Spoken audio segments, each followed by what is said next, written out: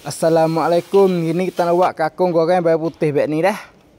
Mula-mula berminyak. Lepas tu bawang putih dengan lada dah. Tumis bawang putih lada tu masak dulu dah.